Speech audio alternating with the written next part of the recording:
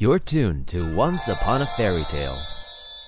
Hey guys, welcome to another episode of Once Upon a Fairy Tale, the podcast. It's DisneyDwayne here, and there's just been so much Disney news lately. You know, I just had to put this together. It's been a while in any case. Well, what's up in this episode? The Moana soundtrack is out. We're going to talk about that as well as the upcoming movie. Stay tuned as well to the channel for an upcoming review with Tony Ardolino. Disney has also announced lots of different live-action movies. We're going to cover some of them and get into some of the details of what to expect in the years to come. Very exciting news. Star Wars Rogue One is also about to premiere December 16th later this year.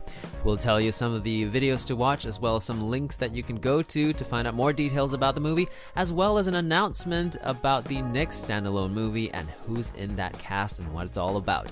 The Disney Wonder has also been revamped recently. And what are the new features? Well, we'll talk about some of them, including a new show, Frozen, a musical spectacular. Now, there are many different versions of Frozen around the live at the Hyperion, as well as many Frozen sing-alongs at the parks. So we'll break it a little bit down for you so you know what's unique about this one. Also, more park news. Generation 2 Magic Bands are about to get released. What's in store? How is Star Wars Episode 8 coming to the parks? What's new in Shanghai Disneyland's expansion plans, as well as Star Wars Land? A look at Disney Hollywood Studios' Jingle Bell Jingle Bam show, as well as how drones are going to change things up in terms of our entertainment.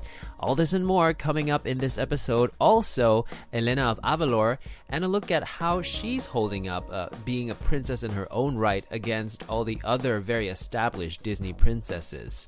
Descendants 2 is filming as well, and that's a big franchise to look at. D23 Expo is on its way, and they've also made some announcements about what members can get as being part of the official Disney fan club. All this and more coming up on Once Upon a Fairy Tale, the podcast. And of course, you can always refer to our podcast notes, and that's available at www.facebook.com/onceuponafairytaletime. But of course, if you already subscribe to the DisneyDwayne channel on YouTube, you'll be getting a lot of video updates there, as well as a lot of news updates on our Facebook page. In any case, let's start off looking at the Moana soundtrack. I just got it today. It's very exciting. There's a deluxe version, and of course, that has many more songs, 2 discs. And I looked on the US store as well as the Asian store on iTunes, and I figured that I would get it on the Asian store actually, because there are actually more tracks on the second disc. Now, these tracks are nothing that you would miss too much if you got the US version of it. It's only because it has 6 extra tracks of the song How Far I'll Go. So the 6 tracks are basically a Chinese pop version of the song, and the movie versions are in Malay, Indonesian, Thai, Vietnamese, and the Filipino version is sung in English. So it's basically just to appeal to the Asian market.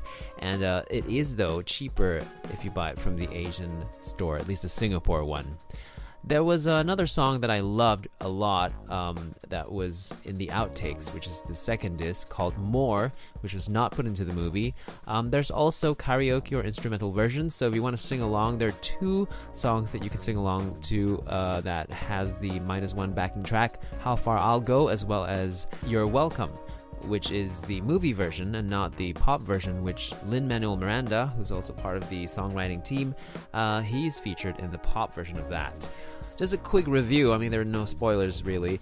I would say if you're looking for that old Disney flavor that Beauty and the Beast or Little Mermaid had, you basically won't get so much of it. It's pretty pop, even in the musical numbers, and it's quite in line with his flavor. So if you enjoyed In the Heights and Hamilton, there's a bit of that in here. It gives a new edge to Disney, but it's not quite the classic Disney. So it'll be very interesting to see how he actually is going to rework The Little Mermaid, because he signed up for that, for the live action movie, as well as working on Mary Poppins right now. He's not writing or anything, but he's filming as a character in that. And this is going to be the Mary Poppins sequel movie, so that's very exciting. Lin-Manuel is fast becoming a welcomed member to the Disney creative team, and we're all happy for that. He's also just recently announced that he's working on a new animated project, a musical, I would imagine. Watch this space for more updates. Let's move on to live-action Disney movies. There's a lot coming our way ever since the success of, well, not so much Cinderella or Maleficent, but The Jungle Book. And so Beauty and the Beast, of course, is coming early next year, and we're expecting to see many more. Let's talk about Beauty and the Beast first. Now, the movie trailer, of course, has got us all really excited. Some articles have said that this movie will explore some different things, including the backstory of the Beast, because we didn't get very much of that in the original movie. We also get 3 new songs, and it's nice that Ellen Menken returns to be a part of that. We are also going to get some lyrics that were not used, that were written by the late Howard Ashman, so that's going to be really special as well. Looking forward to all these new things. It's just a gorgeous film. It looks amazing. But of course, being a classic, you're going to have a group of hardcore fans like myself who are going to pick at some of the things that we may not like as much. For example, one of my friends was saying that the Beast looks too much like a goat. And another friend said that Belle's dress was a little bit too simple, maybe even ugly. And I agree with another friend who said that I think Emma Watson actually looks a little bit too young to play Belle, especially if you put her up next to the live-action Beast and Gaston. She is just a little bit too young for that role, I feel, and that offsets the balance a bit. What are your thoughts? Please leave them in the comments. What do you think about Lumiere and Cogsworth? Is it too CGI'd? Is it not human enough? But then again, they're not supposed to be human. So what are your thoughts? Do share them. But let's get into the other Disney movies that are coming our way. We know about The Little Mermaid. There's also news about Snow White. Paul and Pasek, a songwriting duo, which currently have a musical, Dear Evan Hansen, on Broadway. It's apparently one of the best things to happen on Broadway right now. And also, their songs have been featured on NBC's Smash. They're an upcoming team, and I really like their music, so I'm going to be pretty excited for this one. Also, we have Mulan. Now, the casting, the open call actually came out, and before that, we had some controversy about having a white guy in the movie to save the day as opposed to Mulan. So people were like, there's a lot of backlash, and basically they've taken that white guy out. So now I think Mulan herself will be the main person saving the day, although she does have a love interest who isn't the white guy. There's in the casting an Asian dude who is like a soldier, like Shang, except that his name is not Shang's name. And so I think just like Beauty and the Beast or The Little Mermaid, they're going to change a few things up in its own, live action take. There are other movies that I'm not talking about, like Disenchanted, which is a sequel to Enchanted, and that's just the temporary name for it. I did talk about it in a previous podcast, so you can go back to some of our old episodes. But I do want to wrap up this live action segment talking about The Lion King. This is one of the most amazing things that it's something I'm definitely looking forward to. Jon Favreau did such a great job with The Jungle Book, and I'm not even such a big fan of the old animated classic, but I'm a huge fan of The Lion King. So to see these characters now come to the live action universe is just going to be quite unreal for me. Animals, I have such a soft spot for animals. I think they're going to look so cute or so amazingly lifelike, just like in The Jungle Book. Oh, I just can't wait for The Lion King. See what I did there? Okay, anyway, on to Star Wars movie news. Rogue One, of course, is coming up December 16th. And there's an announcement for the Han Solo movie that follows the year after Episode 8 comes out, I believe. And Emilia Clarke from Game of Thrones is joining the cast, so that'll be very, very cool for Game of Thrones fans, on top of the cast that they've already announced. If you want to watch some behind-the-scenes stuff or featurettes, remember the DisneyDwayne YouTube channel always puts it on the Disney Movies playlist, so you can check it out there, as well as check out podcast notes. Before we look at some park news, let's have a look at the Disney Wonder, which has opened after its revamp, And it has like amazing new things, including a new Princess Tiana restaurant, which brings live entertainment and the sounds of New Orleans on the stage for everyone to enjoy. There's also like a little bit of a parade during the dinner. There's also the new big thing, which is Frozen, a musical spectacular, and this is different from the Frozen Hyperion Live musical or the Broadway one that's coming up. This one has its own, first of all, the designer is amazing. Jason Sherwood has done amazing things with different productions. If you check out his Instagram, there's use of puppets. Baby Anna and Baby Elsa are going to be puppets, and this is something that you will not see in the other Frozen musicals or stage versions of them. What you want to do is check out the link in the podcast notes, which brings you a little bit more about how the adaptation of the magic of Frozen works onto the stage, as well as the influence of Nordic culture in Frozen. Also, the significance of doors and a behind-the-scenes look at the unique role of snow and ice in this particular version. What's also new is they have a new kids area, which includes a Marvel experience. Also, Anna and Elsa and Olaf also join the kids for some extra fun. There's also a Dory's Reef on the deck, and this is for the kids for some poolside fun. There's also a new Crown and Fin English pub, as well as a new nightclub experience in a club called Azure. On to some park news. Generation 2 Magic Bands are on their way, and I don't think they're going to phase out the old ones just yet, but I'm thinking this will update the system a little bit. And what's different about these bands is they have a removable little thing called the puck. And so basically the puck is what you keep, and you have different straps which you can interchange, so that makes it fun aesthetically. Also, Star Wars Episode 8 is coming to the parks at the Star Tours attraction. This is I love this attraction. It's such a, versatile, flexible, revampable attraction, and they did such a great job with the Episode 7 little segment. I'm sure this is going to be no different. And it also seems that Shanghai Disneyland is getting their own expansion after just having opened. Well, there are stories about how the park has not actually quite met the number of visitors that they were expecting. It kind of fell short. So hopefully this new Toy Story Land will help that a little bit.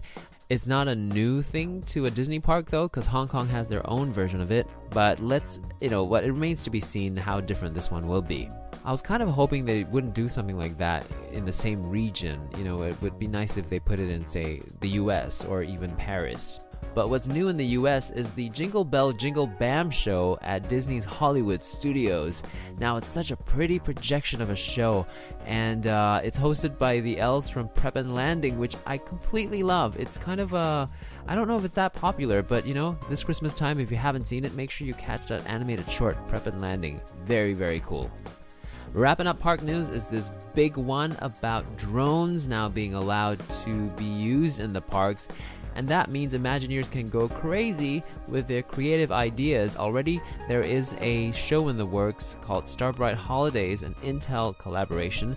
It features 300 illuminated drones choreographed to create images that would include birds as well as Christmas tree and many other things. So this is going to be a 5-minute production that will be the largest drone performance in the US, and it's going to take place regularly soon at the Disney Springs Shopping Center later this holiday season.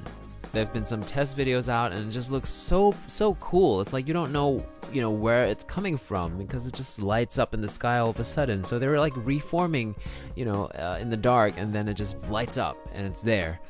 This next piece of news also has a bit of park news. Elena of Avalor now appears in the parks. Now, I'm not sure that Sophia appears in the park, so when this was announced, I was a little bit like, is she really a Disney princess? Because she doesn't officially have a movie, but she's become so big now because of the TV series, which is in the same universe as Princess Sophia. She now has a movie coming out, so she's standing her ground as her own princess in her own right, I feel, and she's gaining a lot of popularity. The soundtrack is out, people love it, and she's Disney's first Latina princess, so it's pretty awesome for the community. Also very brave of Disney to put that in the princess line. I feel, there's a chance for it to flop, but, they do it so well that it doesn't. They've done stuff with the Palace Pets franchise as well as Star Darlings. They've got merchandise and everything. as well as Descendants. So let's talk about that right now. It's huge. Descendants is huge. It's got a huge following, and that's why they're filming their second movie. They've got 2 books out also that lend to the whole canon of it. We're excited to see what new songs the movie brings. The first movie wasn't my favorite. I'm sure I've mentioned this before in another episode, but let's see how the second one does. It's very teeny boppy, but I think people love that. The teens love that. And of course, if you're not familiar, Descendants is about the offspring, for the lack of a better word, of your very familiar Disney princesses and princes. So like Belle has a son, Maleficent, more of the villains offspring story. But nonetheless, maybe it's because these classic ones aren't appealing to the younger ones as much, so they're just trying to edge it up, especially the teens, with this new series, and it's doing very well, of course. So let's wrap things up now with some D23 announcements. I'm actually not going to list all of that here, but there's a link that you can click on to find out more. And of course, we're all very excited for D23 Expo, which happens in July next year. I'm going to go and do some coverage for the YouTube channel as well. So don't forget to subscribe to the DisneyDwayne YouTube channel, as well as subscribe to Once Upon a Fairy Tale, the podcast, on iTunes or SoundCloud. But here are some brand new announcements if you're a member of the D23 Club, which is the official Disney fan club. Some you can read on the link, but some really exciting ones. There's a lunch with a Disney legend in February to be confirmed at the Walt Disney World Resort. There's going to be special tours, behind-the-scene experiences, as well as holiday events. So do check out what D23 is all about if you are a big Disney fan. Till the next episode, this is DisneyDwayne. Have a magical day.